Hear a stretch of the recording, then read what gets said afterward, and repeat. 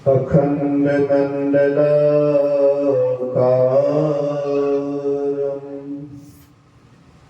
व्याप्तं येन चराचरं तत्पदं दर्शितं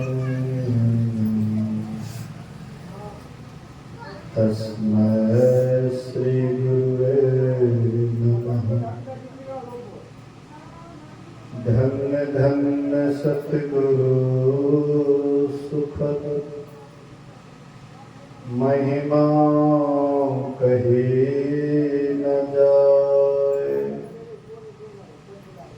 जो कछु कहो तुम्हारी कृपा मोते कछु न बसाए।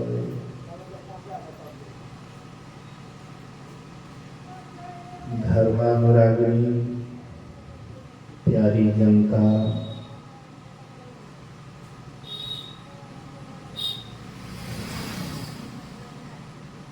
धर्ममयी माताओं एवं धर्मशिला बहनों, एक दिवसीय संतमत सत्संग का आयोजन परम श्रद्धेय राजेश बाबू की सुपुत्री गत वर्ष असाध संसार को छोड़कर परलोक सिधार गए। यहाँ परलोक से मतलब एक परलोक स्वर्ग को भी कहते हैं और दूसरा परलोक मोक्ष को भी कहते हैं। स्वर्ग भी कई तरह के हैं और मोक्ष एक ही तरह के हैं। तो परलोक सिधारने से मतलब है वह अपने कर्म के अनुसार जैसे आई वैसे चली गई और फिर कर्म के ही अनुसार उसका जन्म होगा। कर्म प्रधान है, कर्म प्रधान विश्व रचि राखा, जो जस करई सो तस फल चाखा। कर्म प्रधान है, जैसा जो कर्म करता है उसके सामने में उसी तरह से सुख या दुख के रूप में आता है। प्रत्येक व्यक्ति सुखी होना चाहते हैं, कोई भी दुखी नहीं होना चाहते। सबके मन में होता है हम सुखी हो जाएं। लेकिन सुखी या दुखी कहने से नहीं होता है, बल्कि उस तरह का कर्म करने से होता है। तो हम जैसे भी कर्म करते हैं उसका सामने में रिजल्ट वैसे ही आता है। हम लोग सुन रहे थे कि श्री सीताराम जी पत्ते के बिछोने पर सोए हुए थे। स्थान स्थान पर पहरा देने के लिए वो निषाद अपना आदमी को नियुक्त कर दिए और साथ ही साथ आप भी लक्ष्मण जी के पास बैठ गए। लक्ष्मण जी के पास बैठ करके गोहनिषाद और लक्ष्मण जी में बातचीत होती है। गोहनिषाद भगवान राम और सीता जी के पत्ते के बिछोने पर सोए हुए देख करके गोहनिषाद को बड़ा दुख होता है और वे इसके लिए केकई को दोष देने लगते हैं। कहते केकई मां अच्छा नहीं की कि जहां पर सुख मिलने वाला था वहां पर दुख दे देती है, ये अच्छा नहीं की। लक्ष्मण जी कहते हैं, बोले लखन मधुर मृदु वाणी। लक्ष्मण जी कोमल और मधुर वाणी से कहते हैं, ज्ञान वैराग भक्ति रसानी, तीन चीज को मिला करके कहते थे। ज्ञान ये है, वैराग की बात है और भक्ति है, तीनों चीज है। पंछी, कोई भी पक्षी है, उसको तीन चीज की आवश्यकता होती है। उसको पैर भी चाहिए, उसको पूंछ भी चाहिए और पंख भी चाहिए। बिना पंख के कोई भी पक्षी उड़ नहीं सकती। केवल पंख रहे, पूंछ नहीं, तो उसका बैलेंस नहीं बनेगा।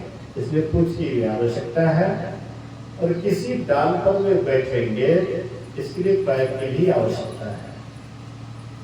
तो ये तीनों चीज जैसे पक्षी के लिए आवश्यक है, इसीलिए परमात्मा को पाने के लिए भी ये तीन चीज की आवश्यकता है। परमात्मा जिसको हम पाना चाहते हैं, जिसको हम जानना चाहते हैं, जिसको हम प्राप्त करना चाहते हैं, जब तक उस परमात्मा का ज्ञान नहीं होगा तब तक हम उसको नहीं प्राप्त कर सकते। परमात्मा को पाने के लिए परमात्मा का पहले ज्ञान चाहिए।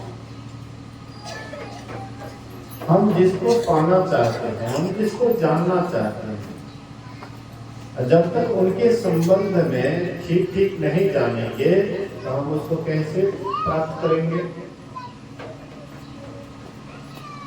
किसी को पाने के लिए उनके संबंध में जानना आवश्यक है। तो परमात्मा को पाने के लिए परमात्मा का ज्ञान चाहिए। परमात्मा है कैसा, हम जिसको पाने के लिए चले हैं तो परमात्मा कैसा है। तो हम आप सोचते हैं कि हम आपके ही जैसे परमात्मा भी कहीं पर हैं। जैसे हम आपके पास में हाथ हैं, पैर हैं, आंख हैं, कान हैं, नाक हैं, ये सारी इंद्रियां हैं। हम आप सोचते हैं कि परमात्मा के भी पास में ये सारी इंद्रियां हैं, ये भी कोई शरीर में है। ऐसा हम लोग सोचते हैं कि परमात्मा भी किसी शरीर में है। लेकिन याद कीजिए, अगर परमात्मा भी कोई शरीरधारी होगा, कोई शरीर में होगा, तो हम में और परमात्मा क्या अंतर है। हम शरीर में हैं इसलिए संसार में हैं, और जो शरीर संसार में है वे दुख से ऊपर नहीं है, वे दुखी है। जो भी शरीर संसार में है वे दुखी है। तो परमात्मा को भी अगर शरीर में ही सीमित मानिए, संसार में ही सीमित मानिए, तो फिर वे भी हमारे तरह दुखी होगा। तो फिर उसको पाने से क्या लाभ। दुखी आदमी दुखी आदमी से मिलेगा, उससे क्या सुख मिलेगा। सुख तो तब मिलेगा जब दुखी आदमी कोई सुखी आदमी से मिल जाए, तब उसको सुख लेगा क्या। तो परमात्मा भी अगर दुखी है, कोई शरीर में है, रोते हैं या दुखी होते हैं, तो हम में और परमात्मा क्या अंतर। राम आए शरीर में ना, भगवान राम आए शरीर में, तो शरीर में आकर के राम भगवान दुखी हुए ना, दुखी हुए। राम भगवान जब उसकी पत्नी सीता खो जाती है तो राम भगवान किससे पूछते हैं सीता का हाल, सीता का समाचार। आगे आगे बोलिए श्री सद्गुरु महाराज की जय।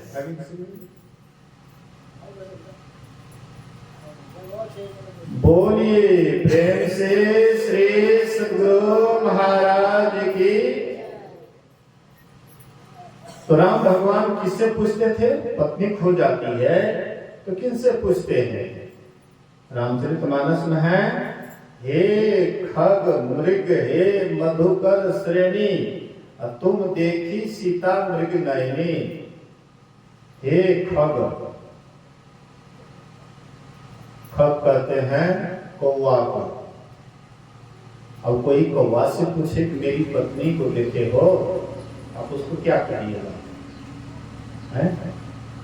जिसको हम राम भगवान कहते हैं, वो राम भगवान कौवा से पूछते हैं तो मेरी पत्नी को देखे हो।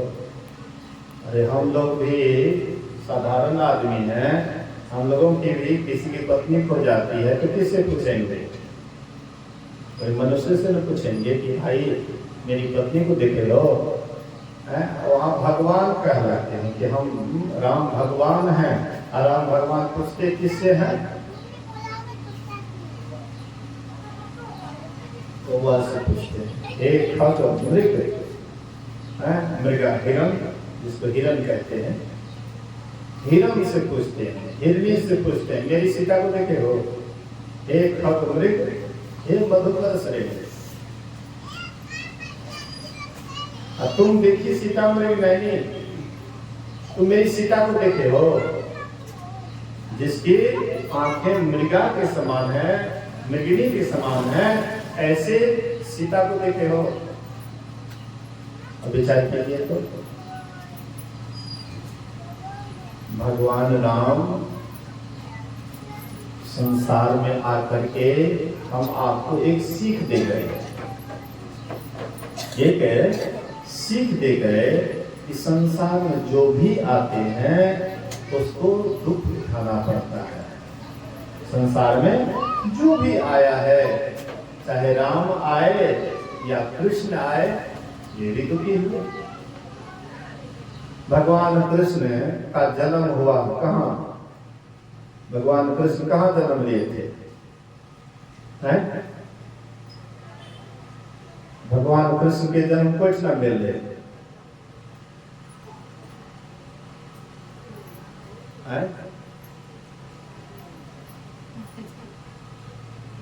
भगवान कृष्ण के जन्म कते मिल रहे? कौन जगह?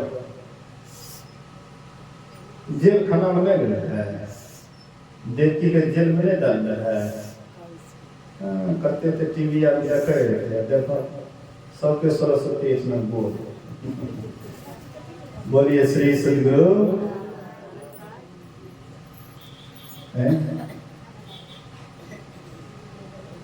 बोलिए प्रेम से श्री सद्गुरु महाराज की जय। ध्यान से सुनिए। तो भगवान कृष्ण का जन्म कहाँ हुआ? जेल खाने में। किसी को जेल में डाल दे तो बढ़िया लगेगा, अच्छा लगेगा? किसी को जेल में कर दे तुरंत कहेगा कि गलत आदमी है, इसीलिए इसको जेल हुआ है। बहुत आदमी को जेल होता है, सही आदमी को जेल होता है। सही आदमी भी कहीं शिकायत हो जाता है, लोग गलती से उसको फंसा करके जेल में दे देते हैं। तो जेल में जाना मतलब दुख में जाना, कष्ट में जाना। अब भगवान कृष्ण की माँ देवकी जेल में ही थी, जेल में ही गर्भवती हुई, जेल में ही बच्चा को पैदा किया। सोचिए वहां पर दुख कितना कष्ट हुआ। तो भगवान कृष्ण का जन्म जेल में हुआ, मतलब दुख वाला स्थान में हुआ। भगवान कृष्ण भी संसार में आए, वे भी दुखी हुए, भगवान राम भी दुखी हुए। जब परमात्मा दुखिए है तो हम उसकी भक्ति करके क्या करेंगे? तो यहाँ पर संत महात्मा कहते हैं कि तुम शरीर में देखते हो राम हैं, लेकिन केवल शरीर में राम सीमित हैं, ऐसा मत समझो। एक मौलवी गुरु महाराज से पूछते हैं कि हिंदू में बहुत देवी देवता है, बहुत की पूजा करते हैं। हिंदू धर्म में बहुत देवी देवता है, बहुत की पूजा करते हैं। तो गुरु महाराज कहते हैं कि बहुत देवी देवता में ही एक परमात्मा रहते हैं। बहुत देवी देवता में सब में एक ही परमात्मा रहते हैं। इसलिए बहुत को पूजते हुए भी एक की ही पूजा करते हैं हिंदू। कहते वह कैसे? कहते हैं देखो, जैसे तुम एक शरीर में रहते हो तो तुम कहते ये मेरा शरीर है। हम लोग इस शरीर में रहते हैं, क्या कहते हैं हमारा शरीर है। अब परमात्मा सब शरीर में रहते हैं तो सब शरीर किसका हुआ? परमात्मा का नहीं हुआ है। हम एक शरीर में रहते हैं तो कहते ये मेरा शरीर है। अब परमात्मा सब शरीर में है तो सभी शरीर परमात्मा के हुए कि नहीं हुए? परमात्मा एक ही जगह नहीं रहते हैं, परमात्मा हर जगह रहते हैं, कोई जगह उससे खाली नहीं है। राम भगवान पूछते हैं वाल्मीकि जी से कि हे वाल्मीकि जी, हमको भाई और पत्नी के साथ 14 वर्ष तक रहना है, तो कोई ऐसे स्थान आप बता दीजिए, कोई अच्छा ऐसा सुंदर जगह बता दीजिए जिस जगह में मैं रह करके 14 वर्ष तक व्यतीत कर सकूं। वाल्मीकि मुनि क्या कहते हैं राम जी से कि हे राम, तुम हमसे पूछते हो कि मैं कहाँ रहूं, लेकिन मैं पूछने में सब कुछ आता हूं कि तुम कहाँ नहीं, तुम कहाँ नहीं हो या पूछने में मैं सब कुछ आता हूं। तो राम जी अयोध्या छोड़ करके जंगल आ गए थे, तो अयोध्या राम जी से खाली हो गया था। जंगल में वाल्मीकि मुनि के सामने में राम जी थे और जगह राम जी से खाली हो गया। हम राम को अगर शरीरधारी मानते हैं तो हमारा ज्ञान संकीर्ण है, छोटा ज्ञान है। हाँ, लेकिन राम को अगर हम राम को सही में अगर मानते हैं तो राम एक शरीर में नहीं समा सकता है, राम सर्वत्र है। राम जो सब में रमता है, राम जो सब में रमन कर रहा है, कोई जगह राम जी से खाली नहीं है। हम में, तुम में, खड्ग खम्भ में, हर जगह राम है। हम आप मनुष्य में भी राम है, कुत्ता गधा में भी वही राम है, हाथी में भी वही राम है, सब में वही राम है, उससे कोई जगह खाली नहीं है। एक बार भगवान कृष्ण ने अर्जुन को कहा, हे अर्जुन, मैं सब में रहता हूं, मैं सब में रहता हूं, कोई ऐसा जगह नहीं जिसमें मैं नहीं रहता हूं।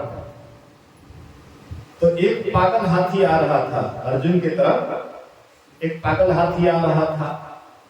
अब पीछे से हथवान आवाज देते हुए आ रहा था कि हट जाओ, रास्ते से हट जाओ, हाथी पागल है, हाँ कहीं तुमको मारेंगे, हट जाओ। अर्जुन सोचता है कि भगवान कृष्ण बोले हैं कि मैं सब में रहता हूँ, तो ये पागल हाथी में भी तो भगवान राम रहते हैं। तो अर्जुन क्या करते हैं, टस से मस नहीं हुआ, मतलब इधर उधर भागा नहीं, जगह पर रहता है। हाथी उधर से आता है और सूंड में पकड़ करके उठा करके पटक देता है। अर्जुन को बहुत चोट लगा। अर्जुन गए भगवान कृष्ण के पास, बोले कि आप बोले थे कि मैं सब में रहता हूं, तो हमको हाथी क्यों पटक दिया है? मुझे चोट लगा, आपने कहा था सब में रहता हूं। अर्जुन कहते हैं कि तुम हमको हाथी में देखा, पागल हाथी में देखा, अब पीछे से जो पिलवान आवाज दे रहा था कि भाग जाओ, पागल हाथी है, नहीं तो उठा करके पटक देंगे, उसमें तुमको हम नहीं दिखाई दिए, खाली पागल हाथी में हम दिखाई दिए। और उधर से पिलवान जो हल्ला कर रहा था, पागल हाथी है, हट जाओ, तो तुम क्यों नहीं हटे? उसमें भी तो तुमको भगवान देखना चाहिए। अब हम सोचेंगे कि बाघ में भी परमात्मा है, बाघ में भी परमात्मा है, तो हम क्या करेंगे, बाघ के निकट चले जाएंगे तो बाघ हमको छोड़ देगा, प्रणाम करेगा। बाघ भूखा है, भूख लगे, हम तो खा ही जाएंगे। वहां जहां बाघ है वहां से बचने का कोशिश करेंगे। पानी में भी परमात्मा है, हम पानी में डूब रहे हैं, हाथ पैर नहीं ला लेंगे, सोचेंगे पानी में भी परमात्मा है, तो हम डूबेंगे कि नहीं डूबेंगे?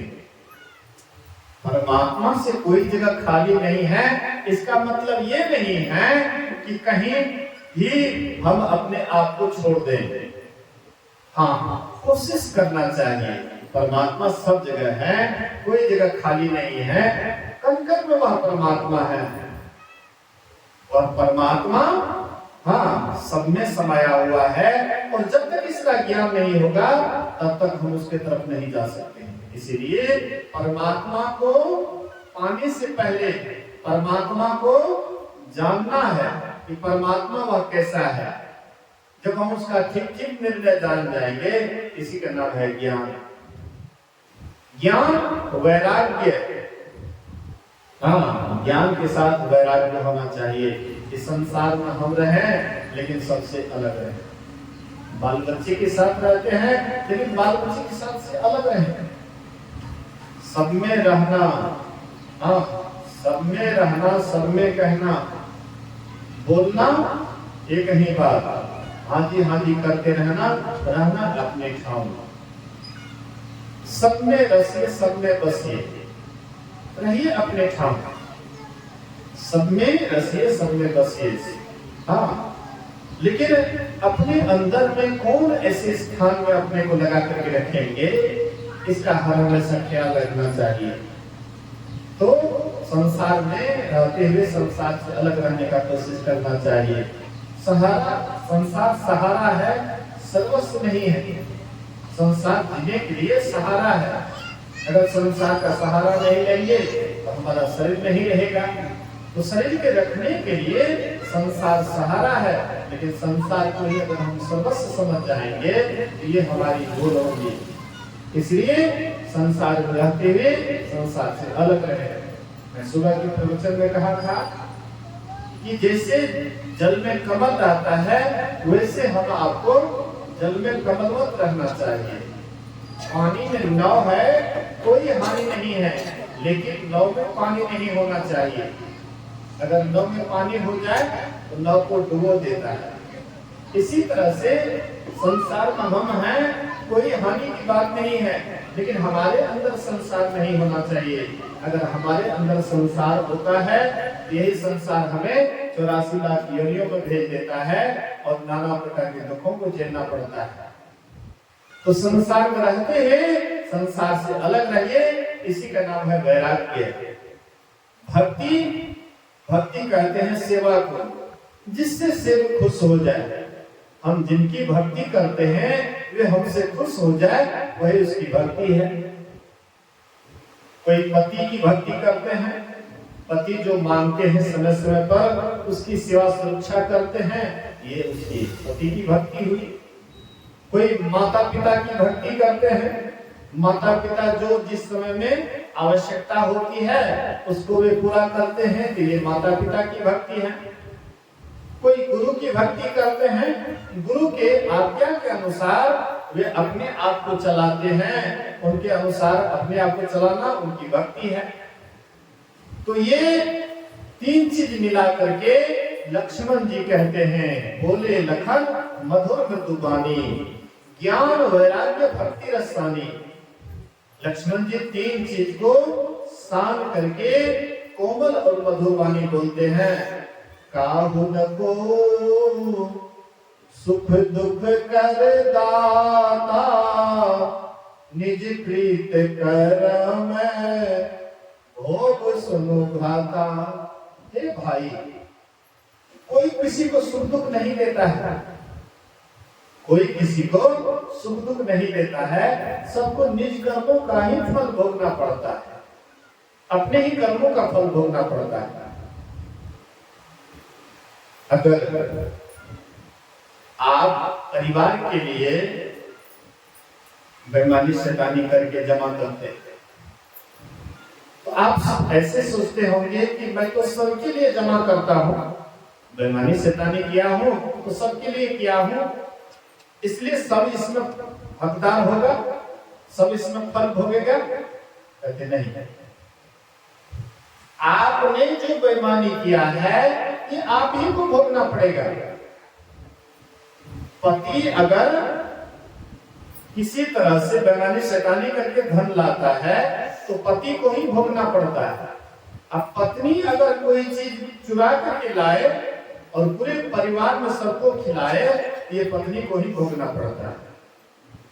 आपका बेटा अगर चोर है, बदमाश है, अब बेटा अगर चोरी बदमाशी करके आपके यहाँ धन जमा करता है और वह धन पूरे परिवार के लोग खाते हैं, तो ऐसा मत सोचिए कि पूरे परिवार के लोग खाए तो उसमें सब के सब हकदार हो गए। नहीं, जो लाने वाले हैं, जो बेईमानी शैतानी करके किसी प्रकार से वे लाए, केवल उसी को भोगना पड़ता है। अगर वे नहीं लाते तो नहीं खाते, लाए तभी में खाए। इसीलिए जो जैसा कर्म करता है उसको ही भोगना पड़ता है। संत पलटू साहब ने बड़ा अच्छा कहा, अपनी अपनी करनी अपने अपने साथ करे जो आगे आवे, बाप की करनी बाप, पूत के पूते पावे, जोड़ू के जोड़नी चले, खसम के खसम को करता, अपनी करनी से की जिन सब पार उतरता, नेकी बदी है दोई और न संगी कोई, देखो बूझ विचारी संकेत है दोई, पलटू करनी और की नहीं और के साथ, अपनी अपनी करनी अपने अपने साथ। कहते तुम जो कर्म करते हो तो तुमको ही भोगना पड़ेगा। अपने अपने करनी अपने अपने साथ करे जो आगे आवे। जो तुम करते हो आगे तुम्हारे सामने में आता है, चाहे विलंब जो हो, लेट जो हो, लेकिन कर्म का फल अवश्य भोगना पड़ता है। इसलिए कर्म करने से पहले सोचना चाहिए, विचारना चाहिए और तभी कोई कर्म करना चाहिए। बिना विचारे जो करे सो पाछे पछताए, काम बिगाड़े अपना जग में होत हंसाए, जग में होत हंसाए नहीं चैन न आवे। कहते हैं बिना विचार करके जो कर्म करता है वो बाद में पछताता है। संसार में उसकी हंसी होती है, भले ही लोग मुंह पर आपको नहीं कहें, लेकिन लोगों के मन में अंतर आत्मा गवाह देता है कि आपने कौन सा कर्म किया है, अच्छा किया है या बुरा किया है। लोग जानते हैं, लोग समझ जाते हैं कि आपने गलती किया है। तो लोग जैसे आप 10 व्यक्ति के अंदर में जैसे मालूम हो जाता है कि फलाना गलती किया है, वैसे ही परमात्मा ही तो सबके अंदर है। तो परमात्मा ने देखते हैं आप क्या कर रहे हैं। जो भी करते हैं परमात्मा के सामने हम करते हैं, परमात्मा से कुछ भी छिपा करके नहीं करते। तो परमात्मा के सामने नहीं करते हैं, मतलब परमात्मा में ही रह करके करते हैं। इसलिए सबका लेखा जोखा प्रत्येक समय का, जो भी हम कर्म करते हैं प्रत्येक समय का लेखा जोखा होता है। इसलिए जो भी कर्म करते हैं सोच समझ करके करना चाहिए। भरत जी ननिहाल चले गए थे, इसी बीच में राम और लक्ष्मण को वनवास हो जाता है, सीता जी भी चली जाती है।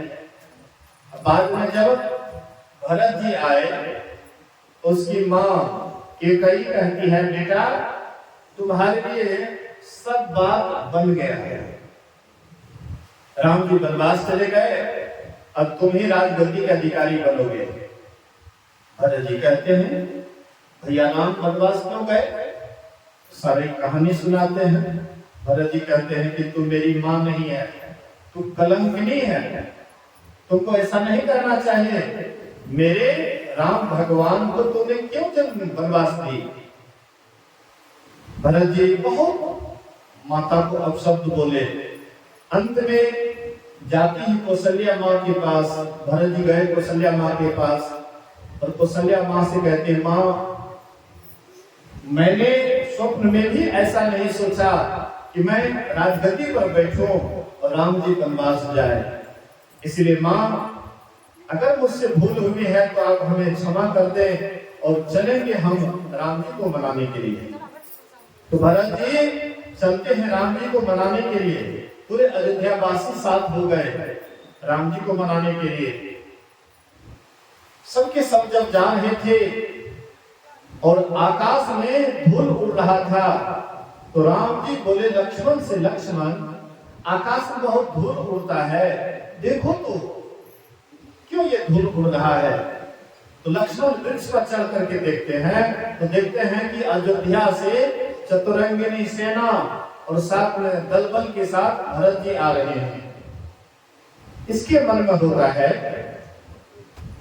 लक्ष्मण के मन में होता है कि भरत लगता है राज्य पा करके बोरा गया है, भरत को राजमद हो गया है, इसीलिए सोचा कि वहां पर राम और लक्ष्मण दो ही भाई हैं, साथ में उनकी पत्नी है, इसलिए दोनों भाई को मार करके हम लोग निष्कंटक राज्य करेंगे, इसलिए पूरे दलबल के साथ आ रहा है। लक्ष्मण जी गुस्सा गए और गुस्सा में आकर के धनुष बांध ले लेते हैं और कहते हैं आज अगर हजारों शंकर मिल करके भी अगर भारत की रक्षा करेंगे तो वे नहीं रक्षा कर पाएंगे। राम जी की दुहाई है, आज मैं भरत को रण क्षेत्र में सुला दूंगा, मार दूंगा। जैसे हड़बड़ा करके धनुष बांध लेकर के जा रहे थे, आकाशवाणी होती है, अनुचित कुचित काज कछु हो, समुझी करिए भले कह सबको,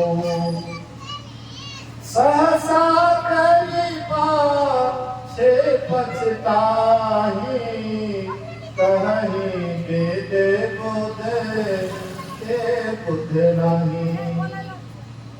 कहते हैं अनुचित हो या उचित हो, अच्छा हो या बुरा हो, कोई भी कर्म हो तो सोच समझ करके करना चाहिए। हड़बड़ा करके हम सोचते हैं कि अच्छा कर्म हम कर रहे हैं, लेकिन हड़बड़ा करके अगर कोई कर्म करते हैं तो बाद में अच्छा का भी परिणाम बुरा होता है। इसलिए हड़बड़ा करके कोई कर्म नहीं करना चाहिए, सोच समझ करके करना चाहिए। तो लक्ष्मण जी आकाशवाणी सुनते हैं, सहम गए। राम जी बुलाए लक्ष्मण को, लक्ष्मण आओ बैठो। अरे तुम नहीं जानते हो भरत को, मैं जानता हूं भरत को। भरत को अयोध्या का राज्य किया, तीनों लोग का भी राज्य अगर मिल जाएगा भरत को तो भरत को कभी भी राजमद नहीं हो सकता है। जो आत्मज्ञानी होता है उनको धन कभी भी वे धन से अहंकार नहीं होता है। बड़े बड़े राजा महाराजा, लेकिन उनको धन से अहंकार नहीं होता था, क्योंकि जानते थे कि धन क्षणभंगुर है, शरीर क्षणभंगुर है, धन भी क्षणभंगुर है, ये सदा रहने वाला नहीं है। बहुत आदमी को देखते हैं कि बेईमानी शैतानी करके बहुत धन जमा कर लेता है, लेकिन बाद में उसका परिणाम बहुतों को देखते हैं। ग्वालपाड़ा में है मंडल जी, वे तो चले गए, नाम उसका भूल रहा हूं, वे चले गए, उसका अली खानदान है, बहुत गढ़ी था, देवनंदन मंडल अभी भी गढ़ी बना हुआ है, लेकिन अभी कोई देखरेख करने वाला नहीं है। एकदम गेट था, उस पर पहरेदार रहता था। मतलब आलीशान मकान तो उसमें नहीं था, फूस का भी घर बनाते थे। जो मजदूर एक बत्ती से भर दिन में 2 बत्ती मोड़ देते थे, कहता था ये बढ़िया से काम नहीं करता है, उसके कांख में बत्ती दे करके खींचते थे, और जब खोज लग जाता था कहता था ये ठीक मजदूर नहीं, कल से इसको काम पर नहीं लाना है। मतलब एक मजदूर एक दिन में 1 बत्ती मोड़ता था, कहता था ये मजदूर ठीक। एक बत्ती भी उसमें खोज खांच नहीं रहता था। खूब बढ़िया फूस का घर बनाए थे, अपने जमीन होते हुए ही कटीर से गोरपार तक अपने जमीन होते हुए रोड निकाले थे, सड़क निकाले थे।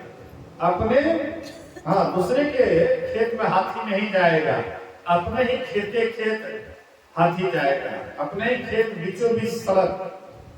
बहुत बेईमानी शैतानी करके धन जमा किया, लेकिन आज देख लीजिए जाकर के क्या हाल है उसका। एक गरीब से भी बदतर उसका जीवन जा रहा है। 50 वर्ष से ज्यादा उम्र हो गया है, अभी तक उसकी बेटी की शादी नहीं हुई, बेटा का शादी नहीं हुआ, उम्र बीत रहा है, लेकिन देख लीजिए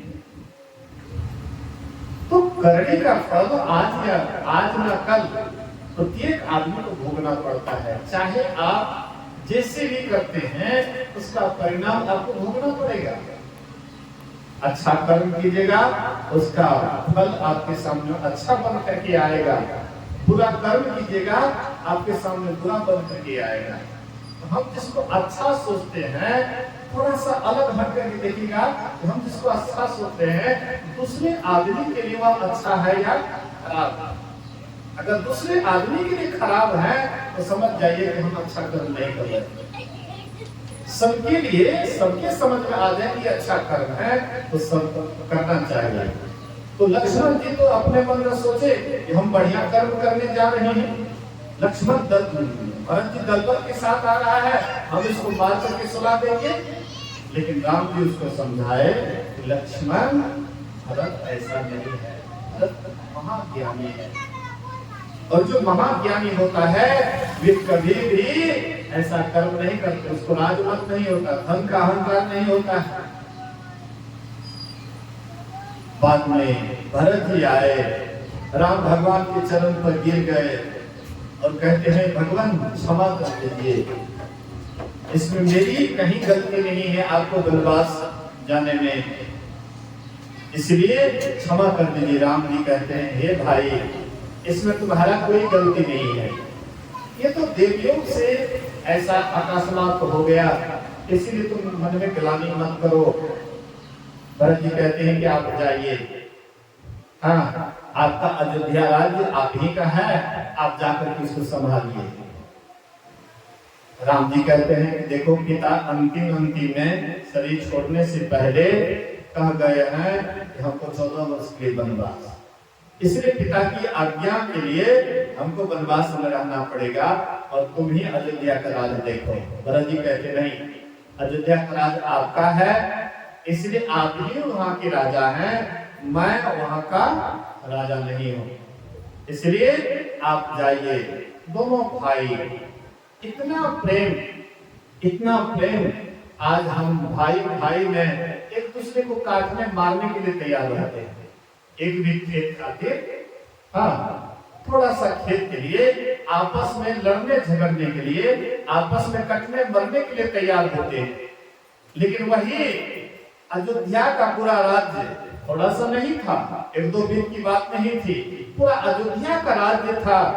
लेकिन एक भाई कहते थे कि आपका राज्य है, आप संभालिए। राम भगवान कहते नहीं, तुम उसका देखरेख करो। भरत जी तैयार नहीं होते थे।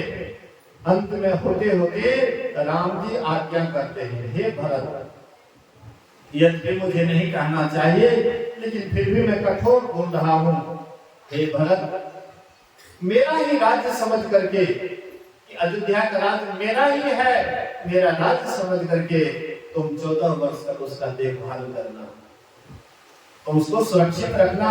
14 वर्ष के बाद फिर मैं अपना राज्य तुमसे ले लूंगा, लेकिन 14 वर्ष के लिए तुमको देखरेख करना है। जब आदेश कर दिए, बड़े भाई आदेश कर देते हैं, अंत में भरत जी उदास होकर के कहते भैया ये तो आपका राज्य है, आपका सिंहासन है, आपके सिंहासन पर मैं नहीं बैठूंगा, तो मुझे कोई चिन्ह दीजिए। तो राम जी अपना खड़ाऊ उतार करके देते हैं, अब भरत जी उसको सिर पर ले लिए खड़ाऊ को, अयोध्या के राज्य के राजगद्दी पर और खड़ाऊ को दे दिए।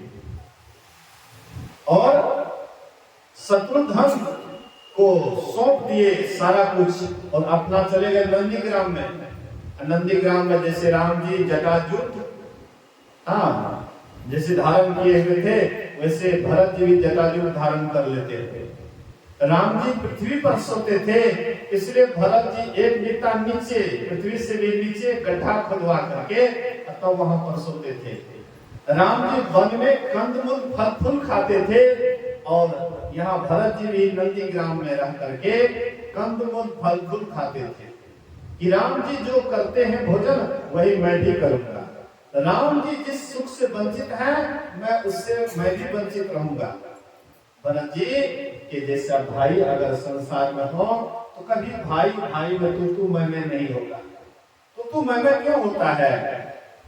यहाँ पर भरत जैसे भाई नहीं है, इसलिए आपस में दरार हो जाता है, आपस में विभेद हो जाता है और एक दूसरे को मारने काटने के लिए तैयार रहता है। संत महात्मा कहते हैं नहीं करना चाहिए ऐसा। क्षण भंगुर जीवन है, ये जीवन सदा रहने वाला नहीं है। एक दिन आपका शरीर छूट जाएगा तो जहां का संपत्ति वही रह जाएगा। पृथ्वी को कोई लेकर के नहीं गया है, ये पृथ्वी को लेकर के गया है, आपके हाथ में आज है, कल किसी और के हाथ में हो जाएगा, परसों किसी और के हाथ में हो जाएगा। इस तरह से बदलते रहता है, परिवर्तन होते रहता है। संसार का नियम यह है परिवर्तन होना।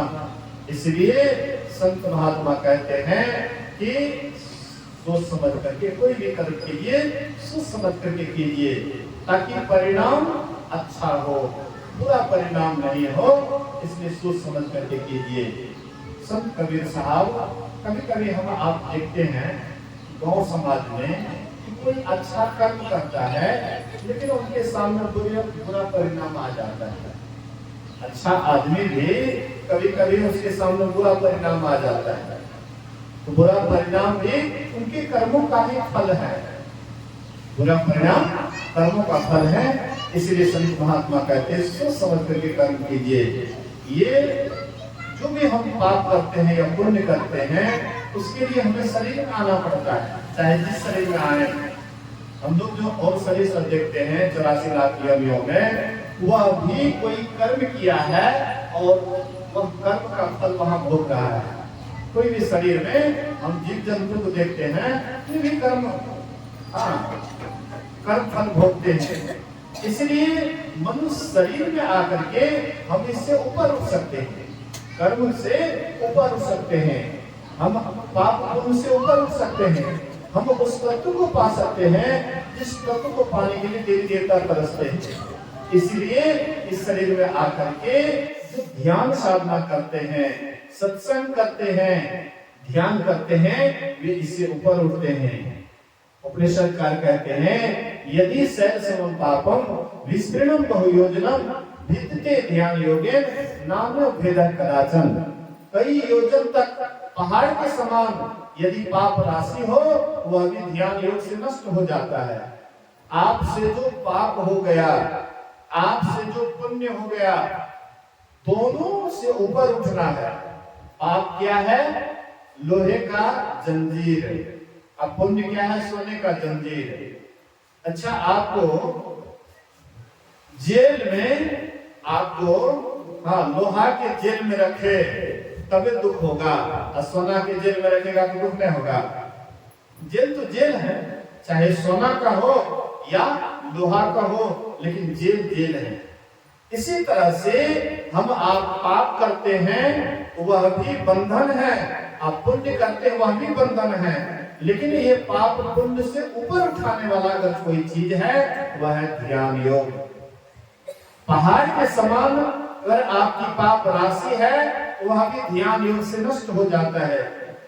यदि शैल समम पापम विस्तृणम बहुयोजनम भिद्यते ध्यान योगेन नानो भेदः कदाचन।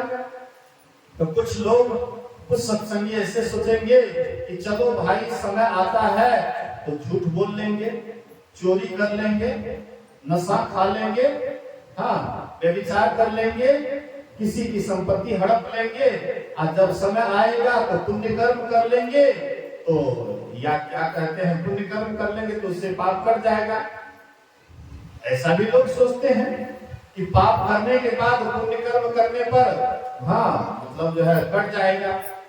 इसीलिए लोग साल भर क्या करते हैं तो खूब गिन गिन करके पाप करते हैं, एक बार क्या करते हैं तो बोल बम चले जाते हैं, बाबा धाम चले जाते हैं, कांवर लेकर के बाबा भोले के माथे पर जल चढ़ा देते हैं। उसके मन में होता है कि हम साल भर तक जितना पाप किए हैं सब पाप खत्म हो गया। ये जो हम जितना भी पाप किए हैं तो भोले बाबा को जल चढ़ाने पर सारा पाप हमारा खत्म हो गया। लेकिन ऐसी बात नहीं है। अगर ऐसा होता तो युधिष्ठिर जी महाराज बड़े धर्मात्मा थे, उनसे बढ़कर के शायद ही कोई धर्मात्मा होगा। बड़े धर्मात्मा थे, जीवन में कभी झूठ नहीं बोले थे, कभी भी जीवन में झूठ नहीं बोले थे। लेकिन एक झूठ भगवान कृष्ण के दबाव में आकर के बोले। भगवान कृष्ण जबरदस्ती बोले कि भैया आपको बोलना पड़ेगा, नहीं तो धर्म हार जाएगा और अधर्म जीत जाएगा। इसलिए भैया यह आपको बोलना ही पड़ेगा, क्योंकि द्रोणाचार्य को शाप था कि जिस दिन अपने पुत्र की मृत्यु सुनोगे तुम्हारा सारा बल हरास हो जाएगा, तुम्हारा बल काम नहीं करेगा। उसको शाप था। इसीलिए युधिष्ठिर जी महाराज सत्यवादी थे, कभी झूठ नहीं बोलते थे, तो इस पर बहुत विश्वास था। गुरु द्रोणाचार्य को युधिष्ठिर पर बहुत विश्वास था। इसलिए बोले, भीम एक अवंती देश के राजा थे, उसके हाथी का नाम था अश्वत्थामा। वो हाथी को मार करके गद्दा से वो हाथी को मार दिए, अब भीम हल्ला कर दिए, अश्वत्थामा मारा गया। इधर जितने भी थे सबके सब उसके आवाज में आवाज मिलाने लगे कि अश्वत्थामा मारा गया। तो गुरु द्रोणाचार्य को किसी के बात पर विश्वास नहीं हुआ। बोले कि अगर युधिष्ठिर जी महाराज कह देंगे सही में अश्वत्थामा मारा गया, तब हमको विश्वास होगा कि सही में अश्वत्थामा मेरा बेटा मारा गया। तो युधिष्ठिर को दबाव में आकर के युधिष्ठिर को दबाव दिया गया। उसके भाई तो कहते ही थे, लेकिन भगवान कृष्ण भी दबाव डालते हैं कि भैया यहाँ पर आपको बोलना पड़ेगा झूठ। जबरदस्ती बोले, भगवान कृष्ण दबाव डाले तो ये झूठ बोलते हैं। लेकिन झूठ कैसे बोले? डायरेक्ट झूठ नहीं बोले, इनडायरेक्ट झूठ बोले। इनडायरेक्ट जैसे हम लोग झूठ बोल देते हैं, मान लीजिए मेरे पास पैसा है, कोई मांगने के लिए आया, महात्मा जी पैसा दीजिए, नहीं मेरे पास पैसा नहीं है। कोई सामान आपके पास में है, कोई मांगने के लिए आया, हाँ सामान दीजिए थोड़ा कम है, कहते नहीं मेरे पास सामान नहीं है। ये डायरेक्ट झूठ हुआ ना।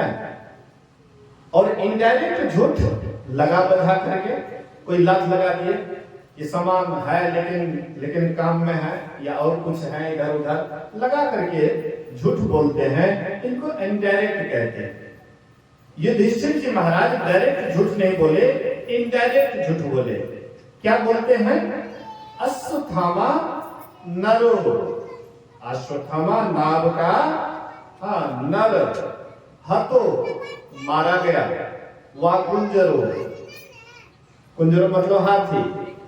अश्वत्थामा नाम का हाथी या मनुष्य या हाथी। तो जैसे अश्वत्थामा मारा गया, मनुष्य कहा, जिस समय में मनुष्य कहा उस समय में सुन लिए, जैसे कुंजरो कहा, हाथी का नाम लिया, उस समय में शंख बजा दिए। गुरु द्रोणाचार्य उस आवाज को नहीं सुन पाए। सोचा कि मेरा बेटा ही मारा गया, अपना धनुष बाण रख दिए और बैठ गए ध्यान पर। उसी समय में आए और उनके गर्दन को काट दिया। गुरु द्रोणाचार्य के गर्दन को काट दिया, मारा गया। लेकिन ये हत्या से बच नहीं पाए। युधिष्ठिर जी महाराज लगा करके जो झूठ बोले थे उससे बच नहीं पाए। 2 मुहूर्त के लिए उसको भी नरक में जाना पड़ा, नरक का दुख झेलना पड़ा। मतलब युधिष्ठिर जी महाराज जो बड़े धर्मात्मा थे, जीवन में कभी झूठ नहीं बोले। एक छोटा सा झूठ बोलने के कारण वे नरक यात्रा करना पड़ा। तो हम आप किस खेत के मूली हैं? हम लोग तो दिन रात झूठे की व्यापारी करते हैं। जो दिन रात झूठ की व्यापारी करते हैं, तो क्या उनके लिए स्वर्ग या परमात्मा की तरफ जाएंगे? कदापि नहीं। इसलिए महापुरुष कहते हैं, जो गलती आपसे हो गई वह तो हो गई है, लेकिन अब कम से कम आप मतलब जो है गलती से अपने आप को हटा लीजिए। अब कम से कम अपने आप को अलग कर लीजिए और ध्यान करना प्रारंभ कर दीजिए। तो जो भी आपसे गलती हुई है, ध्यान के द्वारा जैसे आप ऊपर चढ़ेंगे तो ध्यान के द्वारा सारा पाप जल करके राख हो जाएगा। इसके समान पापों का नाश करने वाले कभी कुछ नहीं हुआ है। ध्यान, बहुत आदमी ध्यान से डरते हैं, कहते हैं हाँ ध्यान तो बड़ा कठिन काम किए, ध्यान सबसे नहीं है बोला से। बहुत आदमी दीक्षो लेने से डरे से, दीक्षा लेवे ध्यान करे पड़ते, सत्संग में जाए पड़ते, के ओते तकलीफ उठेते। ऐसे बढ़िया से कभी कभार सत्संग रहते तो वह ना चल जिले, दीक्षा नहीं लेवे ना तो वह ना चल जिले, डरते हैं। तो ध्यान कोई भयावह चीज नहीं है, ध्यान कोई हवा नहीं है।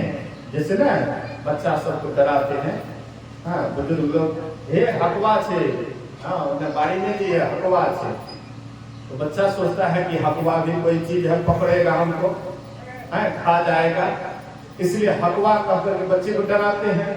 वैसे ही लोग, जैसे बच्चे लोग हकवा से डरते हैं, वैसे बुजुर्ग लोग भी ध्यान से डरते हैं, वाह कहीं हमको खा न जाएगा। अरे भैया ध्यान तो एक अलग चीज है, ध्यान आनंद का चीज है। ध्यान करिएगा आप अंदर से बहुत आनंद रहिएगा। जब आपका ध्यान लगने लगेगा, देखिएगा आपका माथा एकदम हल्का हो जाएगा, माथा का भार बिल्कुल हल्का हो जाएगा। अभी आपको संसार का बहुत भार लगता है माथा पर, कि कितना भार माथा पर है, हाँ कितना दबाव माथा पर पड़ा हुआ है, दिन रात लगता है कि हाँ संसार का हम भार ढो रहे हैं। लेकिन जब ध्यान करने लगेगा, ध्यान में आपका मन लगने लगेगा, तो एकदम माथा हल्का लगेगा। जैसे बच्चा हाँ एकदम फूल के समान खिलते रहता है, आनंदित रहता है, आप बच्चे के समान आप आनंदित रहिएगा, फूल के समान खिले रहिएगा। आपका आचार विचार बदल जाएगा, आपका व्यवहार बदल जाएगा। आप जब ध्यान पर बैठिएगा तो पूरे आनंदित हो जाइएगा। ध्यान में आनंद आता है, लेकिन ध्यान करिएगा तब आनंद आएगा, और ध्यान नहीं करिएगा तो आनंद कहां से आएगा। इसलिए कबीर साहब कहते हैं, भजन में होत आनंद आनंद, भजन में होत आनंद आनंद, बरसत विशद अमी के बादल, बरसत विशद अमी के बादल, भिंजत है कोई संत, भजन में होत आनंद आनंद। भजन में आनंद ही आनंद होता है, लेकिन वह आनंद को प्राप्त करने के लिए पहले ध्यान करना पड़ता है, ध्यान में मन लगाना पड़ता है, तब वह आनंद प्राप्त होता है।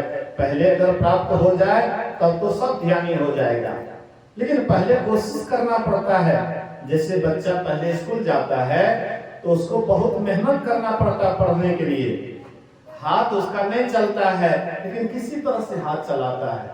ना छोटा बच्चा को देखे है ना, जब स्कूल जाते हैं तो कैसे पढ़ने के लिए कसर मसर करते, पढ़ना नहीं चाहते हैं, लेकिन किसी तरह से उसको लिखाते हैं प्रेम प्यार से, और लिखो आ लिखो। धीरे धीरे जब लिखने के लिए आने लग जाता है, वही बच्चा जब धीरे धीरे आगे बढ़ जाता है, तब उसको देखिए लिखने में कितना आनंद आता है, पढ़ने में कितना आनंद आता है, एकदम पढ़ते पढ़ते आनंदित हो जाता है। ऐसे ही पहले ध्यान करने में बड़ी कठिनाई बुझाता है, लेकिन जब ध्यान का अभ्यास करते हैं और करते करते जो आदत पड़ जाता है ध्यान का, तब फिर आनंद आने लग जाता है। बोलिए श्री सद्गुरु। एक छोटी सी कहानी सुन लीजिए, उसके बाद अंतिम की ओर चलेंगे। बोलिए श्री सद्गुरु। एक भगवान बुद्ध के शिष्य थे, राजा भिक्षु, जो पहले राजा था और राजपाट छोड़ करके बाद में आ गए, भगवान बुद्ध के शिष्य बन गए। और भगवान बुद्ध के शिष्य बन करके अपने पेट की पूर्ति के लिए जाते थे भिक्षाटन करने के लिए, और जो कुछ भी रुखा सूखा मिल जाता था वे ला करके आराम से तृप्त होकर के भजन करते थे, ध्यान करते थे। बोलिए श्री सद्गुरु।